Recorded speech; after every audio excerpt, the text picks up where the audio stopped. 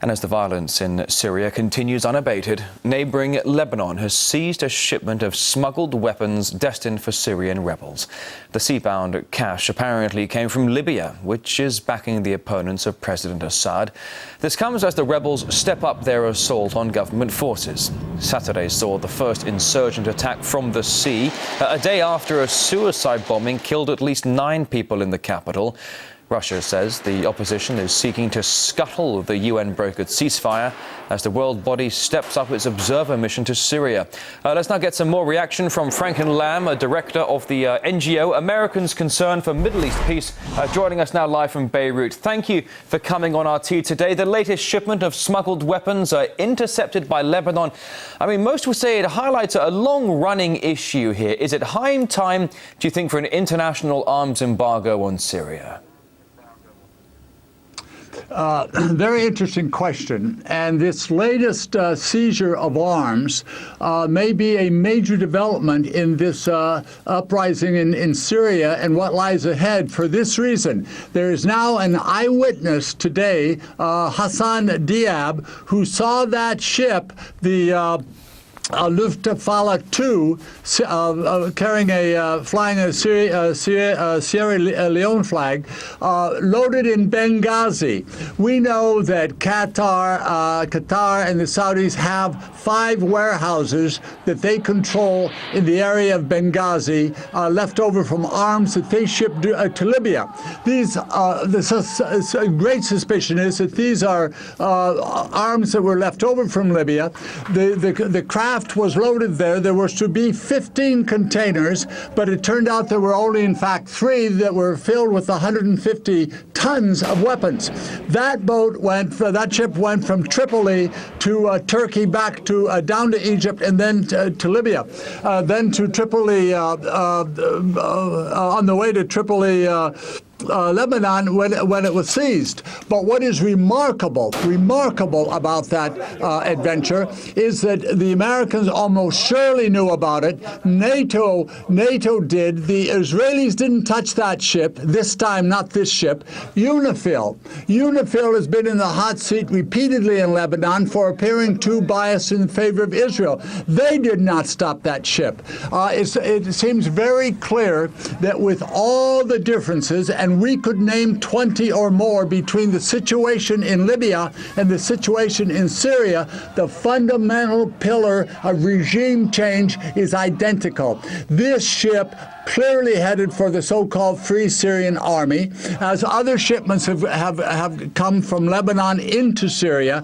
The design is regime change, and that was done, one believes, overwhelming evidence in support of that regime change. So who's got to answer now is Washington, and certainly Brussels with NATO, what they know about that ship. I think so as you say, I do apologise to interrupt you here, but what you're saying is very, very important. If I can just get to grips with this, so I understand, 5 warehouses of Libyan weapons left in Benghazi. One shipment of these weapons is essentially, as you say, allowed to try and get through to Syria, with Israel, America, and NATO turning a blind eye. Is that what you're saying? And possibly UNIFIL. All of those governments involved have some serious questions facing them now, and we'll see if this ends up in the United Nations. Russia may play a role and demand, with this new friendship with China, that they get to the bottom of this. This is the latest development of it seems like a NATO plan or indirect NATO plan for regime change. And also designed, I think, to undermine the Kofi Annan 6-point plan. First, the Americans said, we've got to have a ceasefire, we've got to have a ceasefire. They wanted a ceasefire to give the rebels, the opposition, time to get armed, to get funded, to get organized. Now they don't want a ceasefire, and they're thwarting this plan. Well, you raised the issue of Kofi Annan's 6-stage peace plan. Also, the UN bolstering its observer mission going on there in Syria. But certainly, as you're saying, with NATO being aware of this weapons shipment trying to get its way to Syria, Lebanon intercepts it, though. Some experts argue that the US and its allies are seeking to remove Assad, as you were saying a moment ago, only in order really to weaken Syria's key ally of Iran. How much do you read into that?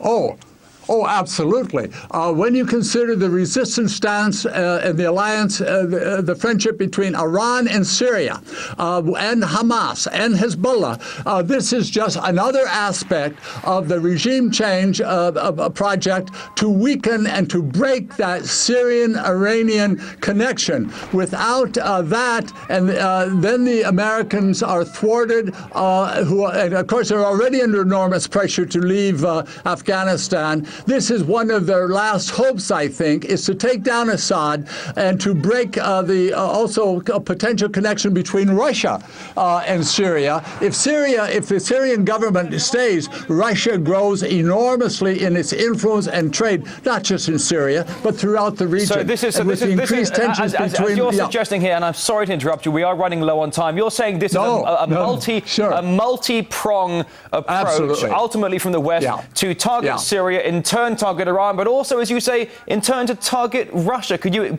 explain that one more time for me?